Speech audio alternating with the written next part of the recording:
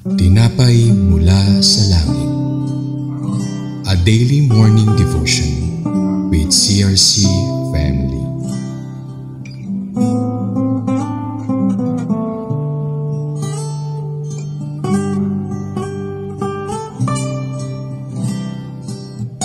Isang mapagpalang umaga po sa ating lahat. Ito po si Pastor Ben Sulat ng CRC Antipolo Daughter Church. At ngayon po ay samahan niyo po kami sa ating programang Tinapay Mula sa Langit, ang pang-araw-araw nating debosyon sa salita ng ating Diyos. Ngayon pong umaga ay matutunghayan natin ang salita ng Diyos sa Deuteronomy chapter 5 verse 19. Ngunit bago tayo magpatuloy, tayo po muna ay dumako sa isang maikling panalangin. Dakilang Diyos amang makapangyarihan, kami po'y nagpapasalamat sa ipinagpala niyo pong umaga at ngayon po ay makikinig kami ng iyong salita. Dalangin po namin ang banal mong Espiritu ay mabigyan kami ng kaunawaan upang aming pong maintindihan ang iyong pong kalooban sa amin ngayong araw. Tinataas po namin ang umagang ito sa pangalan ng aming Panginoong Hesus. Amen. Ngayon po ay samahan niyo po kami sa Tinapay Mula sa Langit na may titled na The Eighth Commandment, The Forbidding Stealing, sa Deuteronomy chapter 5 verse 19, at ang sabi ay, You shall not steal.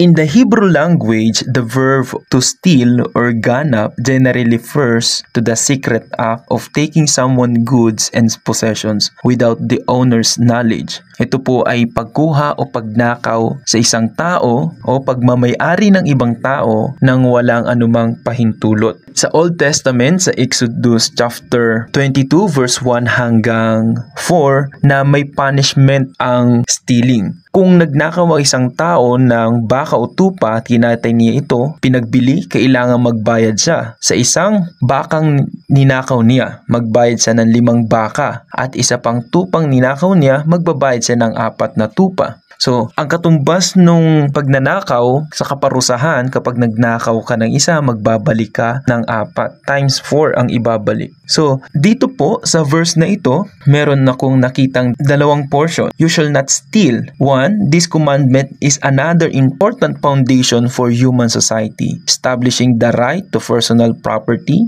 God has clearly entrusted certain possession to certain individuals, and other people to states are not permitted to take that property without due process of law. So kapag kukuha tayo ng isang bagay, ay meron siyang karampatang parusa kung magnanakaw tayo. Noong Old Testament ay merong parusa sa mga nagnanakaw at ganun din sa panahon natin ngayon upang maiwasan ang kaguluhan sa komunidad. Both here and elsewhere, all thievery is condemned in Old Testament as well as in the New Testament. The right to personal property is basic to the whole Mosaic economy. The word ganap or yung stealing is occurs to Deuteronomy only in chapter 27. In relations of kidnapping, kasama rin po yung pagkuha sa tao, pagnanakaw or pagkidnap ng tao ay kasama din po doon sa batas na yon. And number 2, you shall not steal.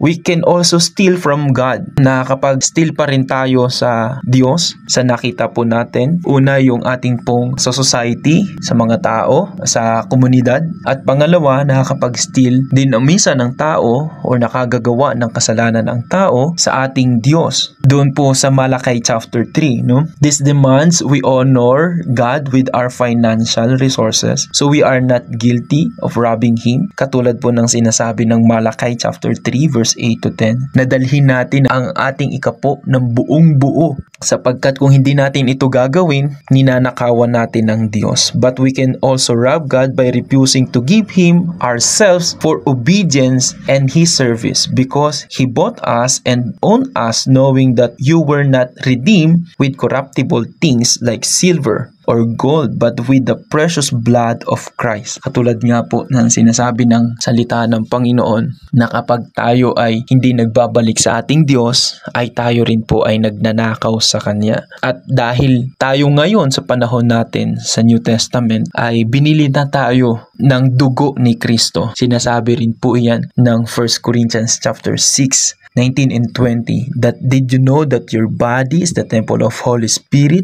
Your body is bought, binili for a price. Binili na po tayo ng ating pong Panginoong Jesus. Sa ating pong pagtatapos sa Ephesians chapter 4 verse 28, the one who steal must no longer steal, but rather he must labor, producing with his own hands what is good, so that he will have something to share with the one who has need. Sabi ng Ephesians 4:28 na kung saan yung mga nagnanakaw ay huwag nang magnakaw, bagkus sila ay magtrabaho upang sila daw po ay makapag-produce o magkaroon ng bunga ng kanilang pinagtrabahuan, at yung kanilang bunga ng pagtatrabaho ng kanilang mga kamay ay magamit sa iba pang nangangailangan. Yan po ang sinasabi ng ating Panginoon sa kanyang salita, at yan po ang dapat maging buhay ng mga Kristiyano, na tayo po ay nagtatrabaho para gumawa ng kabutihan sa ating kapwa nangangailangan, at hindi po dapat tayo nagnanakaw, dahil ang pagnanakaw may karampatang parusa. The same in the Old Testament and the New, from the ancient civilizations up